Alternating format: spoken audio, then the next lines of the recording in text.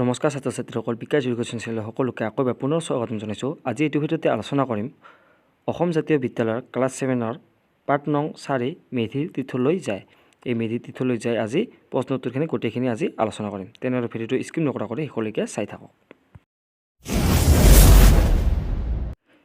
মেধি তীৰ্থলৈ যায়। 1 নম্বৰত কৈছে উত্তৰ লিখা। ক নম্বৰ প্ৰশ্নটো কৈছে যে মেধিৰ ঘৰ ক'ত। ইয়াৰ উত্তৰটো আমি এনেকৈ লিখিম যে মেধিৰ ঘৰ কলিয়াবৰত।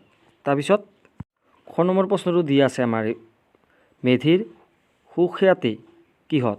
ইয়াৰ উত্তৰটো আমি এনেকৈ লিখিম যে মেধিৰ সুখ্যাতি নাম গোৱাত। তাৰপিছত গ নম্বৰ প্ৰশ্নটো কৈছে যে তীৰ্থলৈ যাওঁতে মেধিয়ে লগত কি নিছিল। ইয়াৰ উত্তৰটো এনেকৈ লিখিব লাগিব যে তীৰ্থলৈ যাওঁতে মেধিয়ে লগত 2.5 কোটি টকা আৰু কানিৰ টেমাটো নিছিল। এনেকৈ লিখিলে হৈ যাব। তাৰপিছত খ নম্বৰ প্ৰশ্নটো দিয়া আছে যে জাহাজত উঠি মেধিয়ে কি অদ্ভুত দেখিছিল।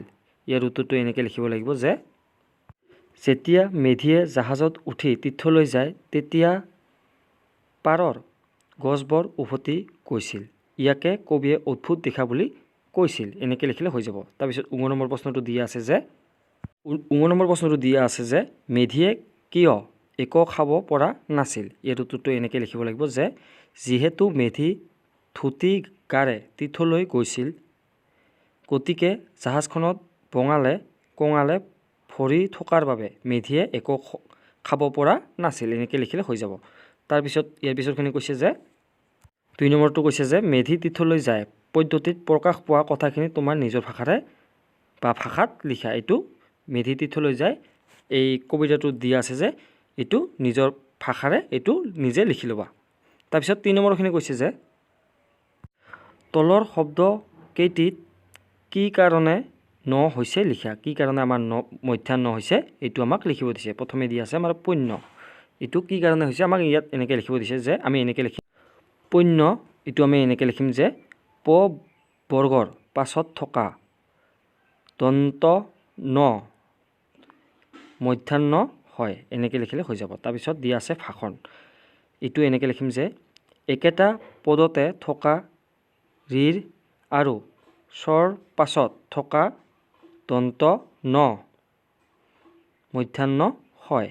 এনেকৈ লিখিলে হ'ব। তাৰপিছত ইয়াৰ পিছতটো কৈছে যে ঋণ দিয়া আছে। ঋণটো আমি এনেকৈ লিখিম যে একেটা পদতে থকা ৰিৰ আৰু স্বৰ পিছত থকা দন্ত ন মধ্যাহ্ন হয়। এনেকৈ লিখিলে হ'ব। তাৰপিছতটো দিয়া আছে তিন্নটো এনেকৈ লিখিম যে একেটা পদতে থকা ৰিৰ আৰু স্বৰ পিছত থকা দন্ত ন মধ্যাহ্ন হয়। এনেকৈ লিখিলে হৈ যাব। তাৰপিছত ইয়াৰ পিছৰখিনি কৈছে যে কৃপণটো আমি এনেকৈ লিখিম যে একেটা পদতে থকা ৰিৰ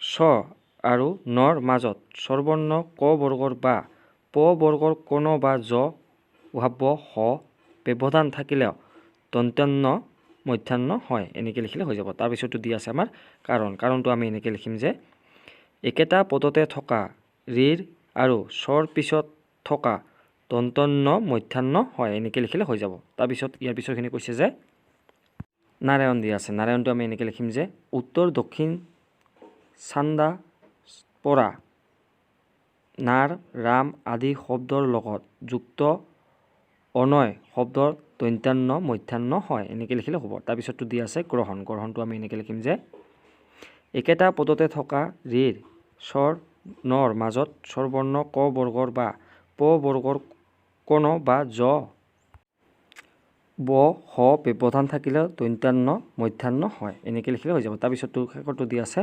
বৰ্ণটো আমি এনেকৈ লিখিম যে একেটা পদতে থকা ৰিৰ আৰু স্বৰ পিছত থকা দন্ত্যান্ন মধ্যাহ্ন হয়। এনেকৈ লিখিলে হৈ যাব। তাৰপিছত ইয়াৰ পিছত 4 নম্বৰখিনি কৈছে যে ভাৱ বহলাই লিখা। আমাক ভাৱ বহলাই লিখিব দিছে। ক নম্বৰটো দিছে যে হস্তিৰ পিছলে পাব সজ্জন বুৰে নাও। ইয়াৰ উত্তৰটো আমি এনেকৈ লিখিব পাৰিম যে হাতী শক্তিশালী জীৱ, তাৰ ভৰিও মোটা আৰু শকত, সেয়ে সাধাৰণতে সি পিছল নাখায়, কিন্তু কেতিয়াবা হঠাতে খোজ কঢ়াৰ এনে ব্যতিক্ৰম ঘটি যায় যে হাতীও পিছলিবলৈ বাধ্য হয়। সেইদৰে ভদ্ৰ অৰ্থাৎ সজ্জন লোকসকলো সৎ কৰ্ম কৰিহে আনৰ হিত সাধন কৰে, কিন্তু তেওঁলোকৰো কেতিয়াবা বিপদৰ সন্মুখীন হয়।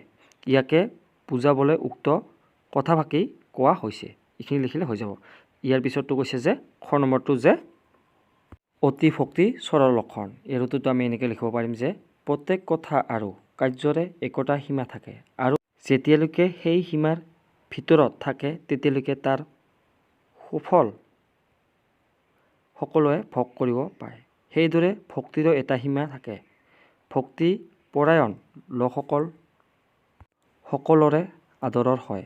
যিসকলে বেছি ভক্তি দেখুৱায় তেওঁলোকৰ ভিতৰত কপটতা বেয়া বুদ্ধি থাকে আৰু আনে নজনাকৈ কুকৰ্ম কৰে।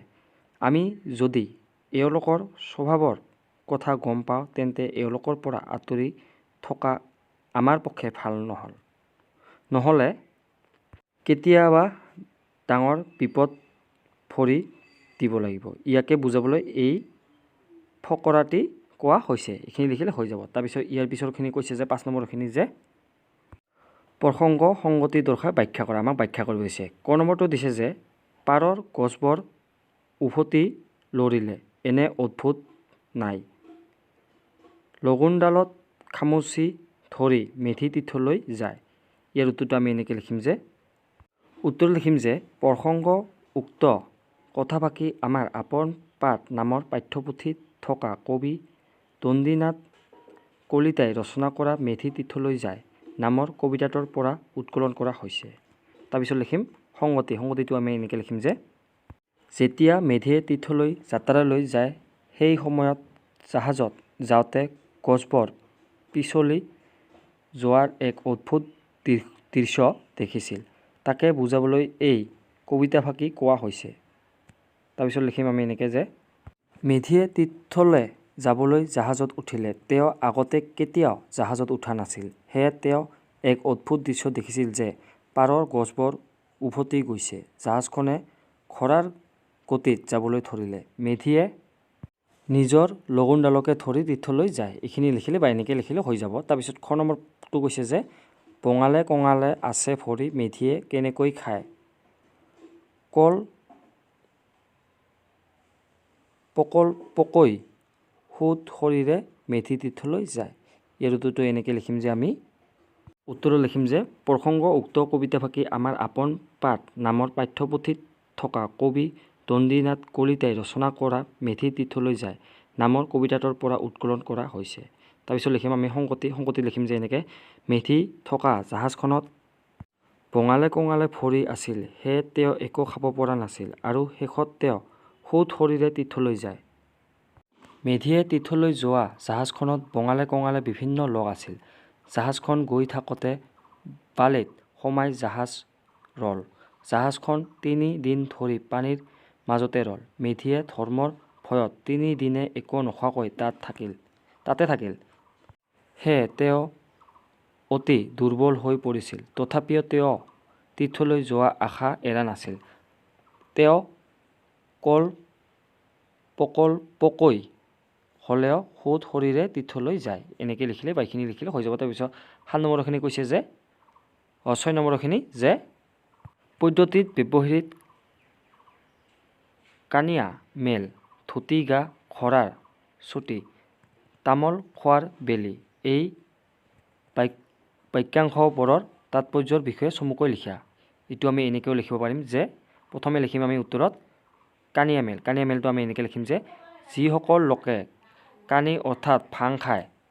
যেতিয়া এনে বহুত লোকে একেলগে ভাং খায় তাকে কাণিয়া মেল বুলি কোৱা হয়। তাৰপিছত লিখিম ধুতিগা। ধুতিগাটো আমি এনেকৈ লিখিম যে যিসকল লোকে ধুতি পিন্ধি ক'ৰবালৈ যায় বা কোনো কাৰ্য কৰে তেতিয়া ধুতি গাৰে যোৱা বা কৰা বুজায়। এনেকৈ লিখিলে হৈ যাব। তাৰপিছতটো আমি লিখিম যে ঘোঁৰাৰ চুটি।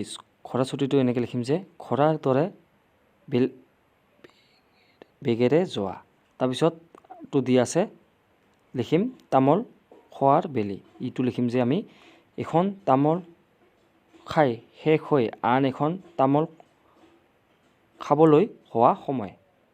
এনেকৈ বা এইখিনি লিখিলে হৈ যাব। আজিলৈ ইমানেই আৰু এনেকুৱা ধৰণৰ ভিডিঅ' পাবৰ বাবে চেনেলটো ছাবস্ক্ৰাইব কৰি থ'ব আৰু কাষতে থকা বেল আইকনটো অল কৰি থ'ব যাতে মই দিয়া ভিডিঅ'বোৰ প্ৰথমতে পায়। ধন্যবাদ।